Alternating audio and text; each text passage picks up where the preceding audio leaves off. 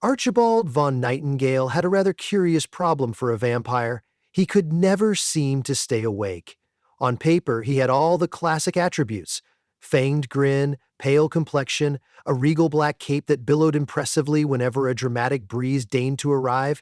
He even had a dusty portrait above a marble fireplace in an old castle where the local peasants were certain he carried out unspeakable deeds. The only problem, which really, from his point of view, was an enormous one, was that he simply could not keep his eyelids from drooping. It was an embarrassment he carried like a heavy lead coffin lid. Archibald's drowsiness had been an issue for centuries, of course, but it had flared up into a pressing predicament this particular autumn. The annual gathering of the Midnight Council was drawing near, and the slightest rumor suggested it would be a grand affair. Vampires from all corners of the world flocked to these secret conventions, hidden in old catacombs or abandoned churches, ready to discuss very important matters like how to manage the human resource supply, the ins and outs of shape-shifting, novel recipes for Halloween punch, and whether wearing capes had gone out of style. Some centuries it was lace collars that were all the rage, other centuries it was slicked back hair. The fickle undead never quite settled. But in any case, this year's council would require long nights of conversation, covert hunts, and an endless array of after-parties. Archibald, to his horror, expected to struggle mightily just to remain upright. The trouble reached a crescendo one particularly windy night as Archibald embarked on a midnight stroll around the perimeter of his castle grounds. The wind ruffled his raven-black hair and threatened to fling his cape into his face. The moon was out, fat and glowing like the biggest pearl in the sky, providing that perfect ethereal ambiance.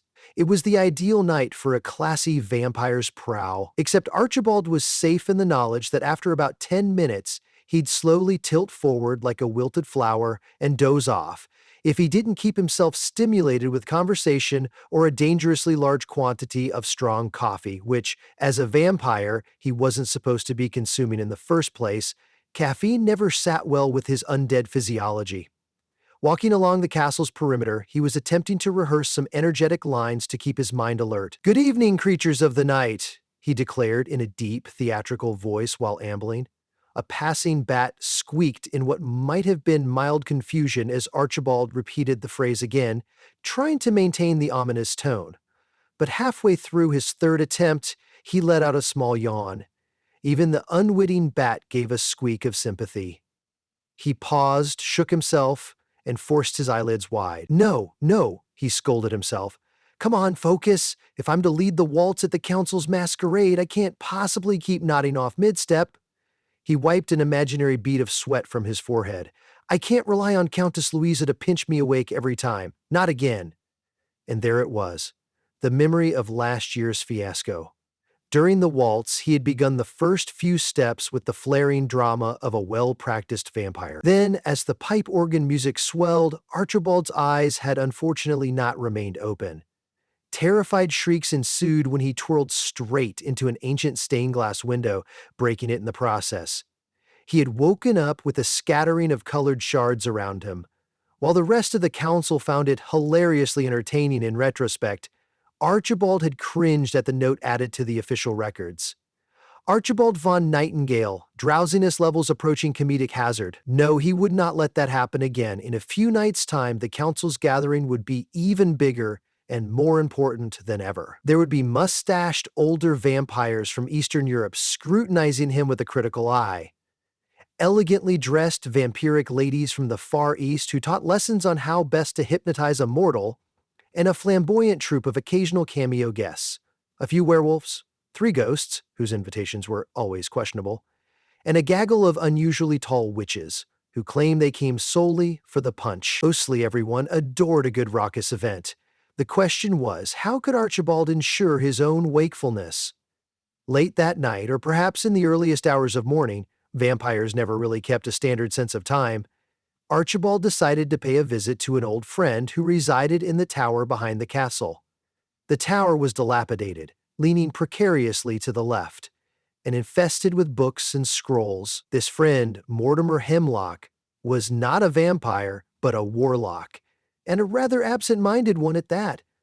Archibald knocked carefully on the door, which swung open by itself, revealing shelves of dusty grimoires and an overabundance of potion bottles stacked in precarious towers. The warlock was nowhere to be seen. "Mortimer, are you in?" Archibald called. From behind a stack of cobwebbed tomes emerged a tall figure with wild curly hair and deeply shadowed eyes. He jumped several inches in alarm.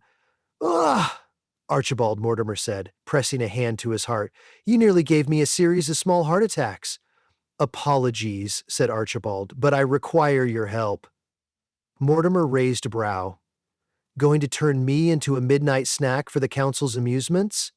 Archibald gave a polite snort. "I'm sure you'd taste of mothballs and stale library air.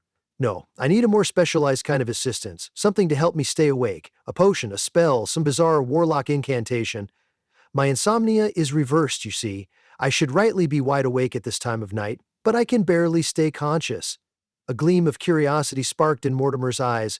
He beckoned Archibald into the tower and began rummaging among the glass vials on a crooked table. Strange liquids shimmered, their colors swirling in candlelight. The warlock paused over a particularly bulgy flask. "This one might keep your eyes wide open, though side effects may include spontaneously shouting nursery rhymes. Is that acceptable?" Archibald frowned. "No, I'm supposed to maintain an air of dark sophistication, not recite Mary Had a Little Lamb at the top of my lungs." They moved on. Mortimer sniffed another flask. "Here we have a brew that'll impart endless energy for about 5 minutes, then you'd crash harder than a troll in a pottery shop. Perhaps not. Please, no." There were more potions, one that caused illusions of giant pretzels floating in the air. Another made you dance uncontrollably. A third turned anyone who drank it into a babbling raccoon for half an hour. None seemed suitable for Archibald's situation. Exasperated, Mortimer scratched his head. "I've got nothing perfect, old friend, but there's a trick I learned from a traveling witch who passed by last autumn. It won't keep you awake permanently, but it's said to help temporarily sharpen your senses." "And how does it work?" asked Archibald, already picturing potential fiascos. Mortimer rooted around in a chest that looked suspiciously like it was built of petrified gingerbread. Finally, he lifted a worn, black candle. "This is the candle of vital gloom. It's an oxymoron in name, I'll grant you, but all you need to do is light it and breathe in the vapor. It will keep you awake and alert for one full night, no more, no less. The rest of the time, you're on your own. I'm afraid it's only a short-term fix." Archibald's spirits soared. That might be enough for the council's biggest events. "Do you have more?" "Just this one. Use it wisely," said Mortimer, "and try not to rely on it too often, or it might lose efficacy." With relief swirling in his chest, Archibald left the tower, candle of vital gloom in hand, picturing how he might orchestrate the perfect night of showmanship at the upcoming gathering. He'd impress the council, charm the countess, and remain conscious long enough to avoid crashing into any more windows. Things were finally looking up. Arriving back at his castle suite, Archibald realized he had a few nights before the big council, time enough to plan. Time enough, perhaps, to test out the candle. But he resisted the urge. Mortimer had stressed it was best to use only in dire moments, so Archibald redoubled his efforts to keep awake in more mundane ways, pacing the corridors, singing ancient vampiric ballads off-key, and reading tabloid magazines about the mortal celebrities, purely guilty pleasure, of course. Despite all this, Archibald still found himself nodding off. One afternoon, while polishing his coffin, vampires insisted on well-maintained sleeping quarters after all, he drifted off, dropping the polishing cloth. The clang of metal on stone snapped him awake, only to discover half the coffin door had smudges the shape of his drooling face. The next night, determined to conduct a midnight feed without conking out, Archibald ventured into the nearby village. It was a quaint little place with stone cottages and a single winding road, more or less deserted at this hour. He stepped through swirling fog, searching for an appropriate meal. As a proper vampire, he didn't want to cause too much alarm. A little nibble would do. He found a sleeping traveler dozing in a barn, but ironically, just as Archibald crept in, he felt a wave of overwhelming exhaustion threaten to topple him. He stumbled out of the barn, hands on his knees. Imagine the shame if he, and not the traveler, ended up unconscious in a stack of hay. So he pinched his arm, hissed at himself in frustration, and decided the midnight feed might have to wait. No sense risking the embarrassment of snoring next to a potential donor. Back at the castle, gloom settled on Archibald. He sank into a velvet chair in the drawing room, a rather dramatic pose, with his cape splayed out. Only the rattling of the shutters in the late autumn wind kept him from slipping into slumber right then. Perhaps he should have accepted that outlandish potion. Could shouting nursery rhymes be worse than dozing off at inopportune moments? The night of the midnight council finally arrived. Gargantuan black carriages drawn by spectral horses began to line the winding road to the castle's gates. The lonely howls of passing werewolves echoed across the moor. Far overhead, storm clouds massed, ensuring that no mortal travelers would be tempted to meander. Inside the grand hall, glittering candelabras were lit. Rows of chairs draped in black satin awaited the gathering vampires. A dais had been built at the head of the hall, from which the oldest vampires, those with the longest fangs and bushiest eyebrows, would make their pronouncements. Ice sculptures in the shape of frolicking bats adorned the corners, though Archibald made a mental note to stay well away from them just in case his sleepiness overcame him. The last thing he needed was to crash headlong into an ice bat. He was there to greet everyone, even though each arrival made his eyelids flutter with a fresh wave of fatigue. He wanted to make a grand impression. He forced down multiple mugs of piping hot black coffee in quick succession. Certain that the caffeine wasn't exactly mixing well with his undead existence, he fought the jitters while also fighting creeping drowsiness. It was a truly miserable combination. Within an hour, he was stifling yawns. As some count from Transylvania with a mustache so elaborate it looked like two sleeping caterpillars droned on about real estate prices for haunted manors. Archibald felt a droop and quickly pinched his own arm. Finally, after the council's official greeting ceremony and a long stretch of pontifications, the evening was in full swing. Vampires mingled, sipping from goblets rumored to contain the finest red fluid from around the globe. Others displayed new illusions. One vampire showed off his skill in turning into a swarm of butterflies rather than the traditional bat. Oohs and ahs ensued. In a corner, a group of witches discreetly sampled the punch. Archibald tried to join in the conversations, but every so often his eyes nearly slid shut of their own volition. He could feel that humiliating droop coming on once more. That was when he remembered the candle of vital gloom. He slipped away, under the pretense of fetching more refreshments, and hightailed it to a deserted corridor near the back of the hall. With trembling fingers, he set the black candle on a table. It looked oddly dull in the flickering torchlight, black on black, but hopefully it would be the solution he desperately needed. He lit the wick, inhaled the faint purple vapor that began to curl upward, and held his breath for 3 seconds. A gentle shimmer passed through his body, and then, as if by magic, the tingly sensation of sleepiness began to fade. The effect was immediate but subtle. The corners of his mind brightened, like letting sunshine, if vampires tolerated sunshine, into a dimly lit room. Archibald blinked, wide-eyed. He took a cautious step, half expecting something else bizarre to happen, but nothing did. No illusions, no random outbursts, no unstoppable breakdance routine. He felt energized yet stable, with none of the edgy mania caffeine had burdened him with. The difference was staggering. Archibald straightened his shoulders. Perfect. If he left the candle burning here in this corridor, the magical vapor would keep him alert for the rest of the night. He blew out the flame with a short puff, just to test if the effect lingered. Immediate regret seized him. He felt the tiredness creeping back. So it had to stay lit, right? He quickly relit the candle of vital gloom and grabbed an empty goblet from a side table to place over it if he needed to snuff it out in an emergency. The dancing purple smoke rose anew, invisible once out of direct firelight, yet potent in its effect.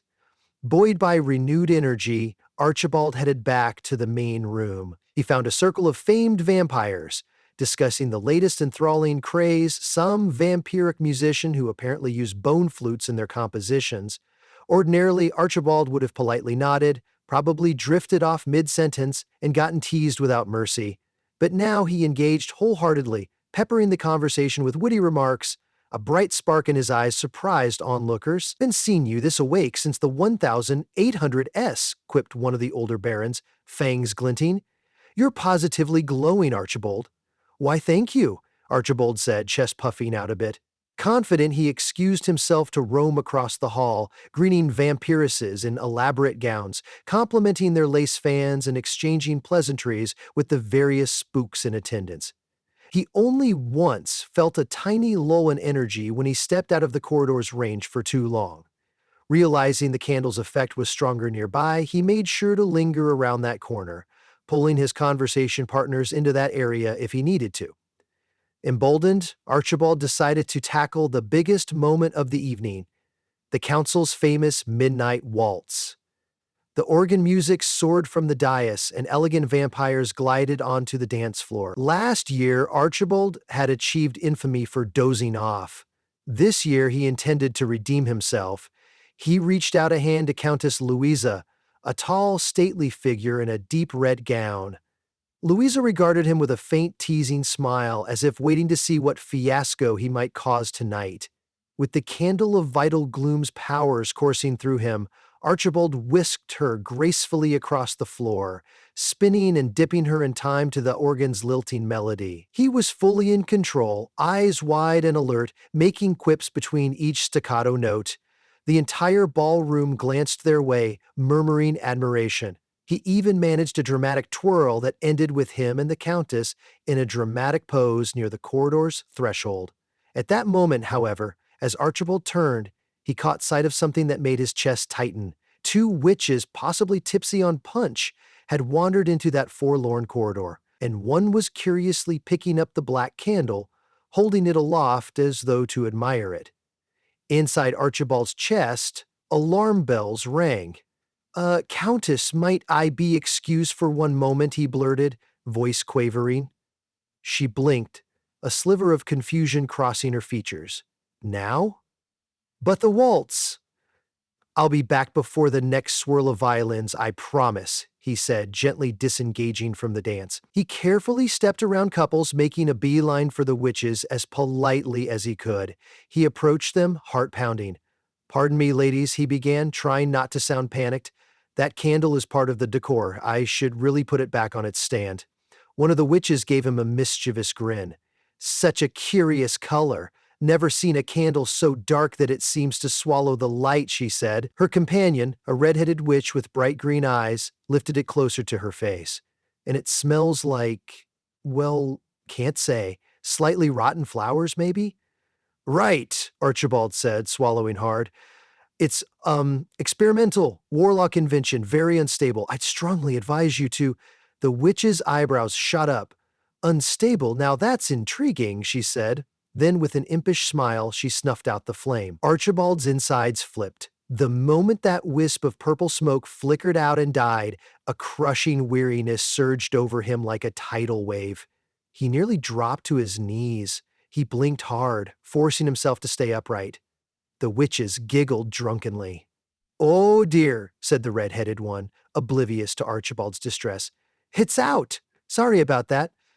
Archibald managed to muster a weak smile. "No harm done," he lied, voice tight with the effort of not passing out. "But I do need to relight that. Pardon me." He gently took the candle back, pulling a small flint from his pocket. His hands trembled. He simply had to get it lit again. Already, he felt the edges of his vision blur, a slow sense of heaviness pulling at him. A flurry of sparks danced, but the wick refused to catch. One spark, two sparks, nothing. His eyes drooped. A third spark. The witches looked on with mild interest, but to him, it felt catastrophic. Finally, with a faint hiss, the candle's wick ignited. Purple smoke began to rise again. Archibald inhaled a deep breath, swaying slightly. The weariness seemed to recede, though not quite as cleanly as before. Finally, he willed himself to stand tall, feeling a fraction of that earlier clarity returning. The witches, clueless to how close Archibald had come to collapsing, bobbed curious curtsies and tottered away, presumably to find more punch. He used a moment to regain his composure. If he was going to survive the rest of this waltz, and indeed the rest of the night, he needed to ensure that this candle stayed lit, and that no meddling guests snuffed it out. He tucked it further into a dark nook behind a pillar, safely out of immediate sight, yet close enough that he could still feel its effect.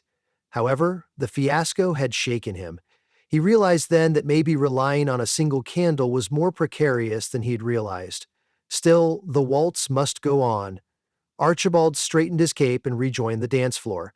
The Countess had been patient enough, though she tapped her foot in mild annoyance as he returned. "I was worried you dozed off again," she teased, placing one hand on his shoulder. He offered her a winning grin that hid his lingering dread. "Not this time, my dear Countess." As they resumed dancing, Archibald soon found the organ's music working in tandem with the candle's magic. He dazzled all onlookers. No stumbles, no droops, no accidental collisions. He guided the Countess in graceful arcs, spinning elegantly around the hall. Vampires clapped in approval.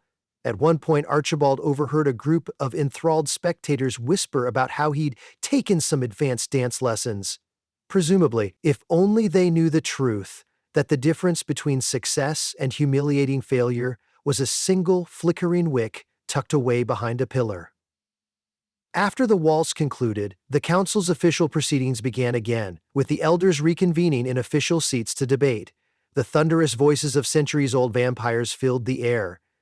Normally, these drawn-out deliberations were a surefire way to lull Archibald into a doze. However, thanks to the candle of vital gloom and the adrenaline of the near disaster, he was surprisingly engaged this time around, raising points about farmland illusions, ways to keep humans from noticing missing livestock, and local architecture concerns for newly awakened vampires. The elders nodded, impressed. Even the mustached baron shot him an approving glance.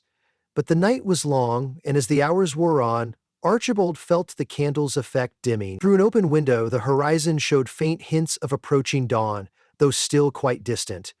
Growth in the sky's light triggered a primal sense of alarm in Archibald, as it did for all vampires.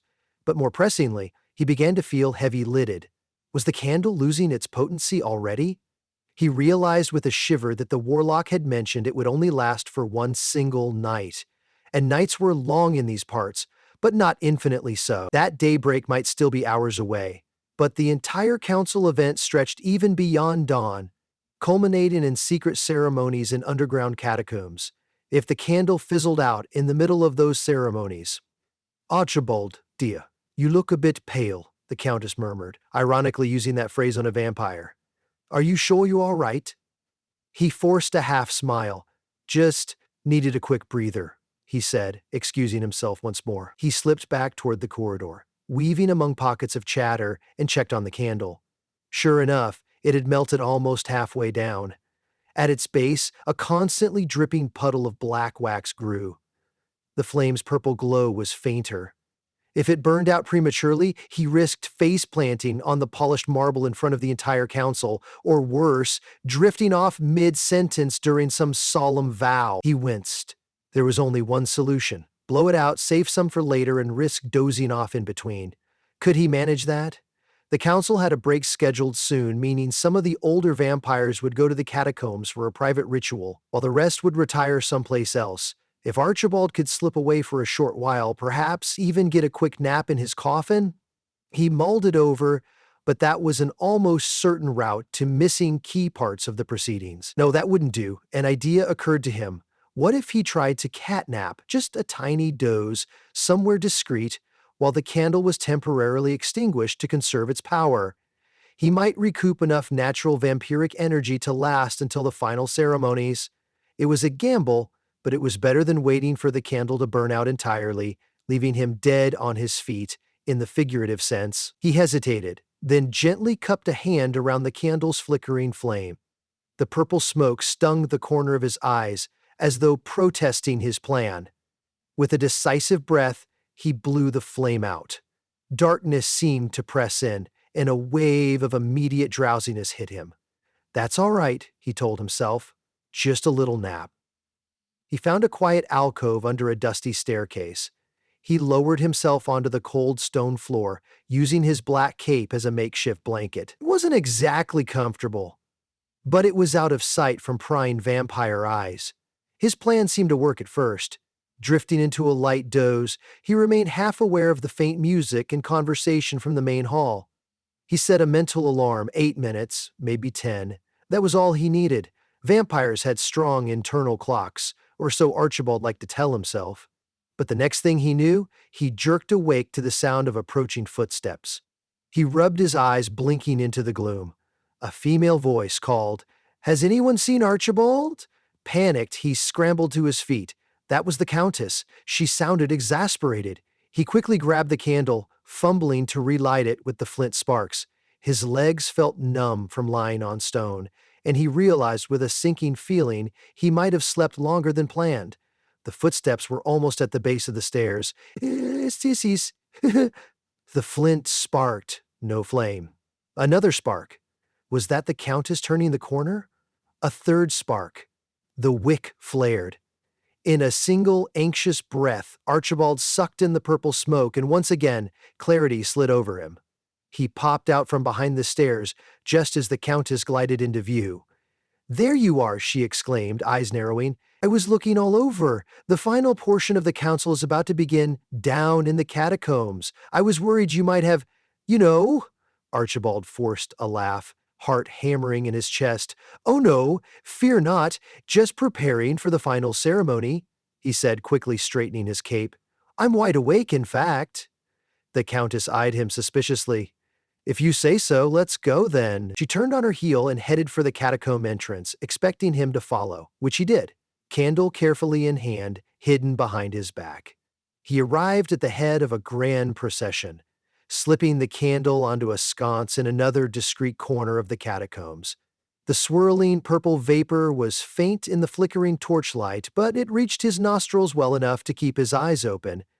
The final ceremony, a mix of ancient chanting, awarding of new honorary title, and sharing of cryptic secrets, went surprisingly smoothly.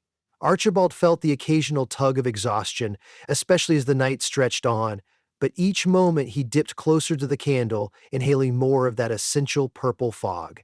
He presented himself with more poise than he'd thought possible a mere day ago. Even the oldest vampires took note. At last, the official proceedings concluded near dawn's first rays.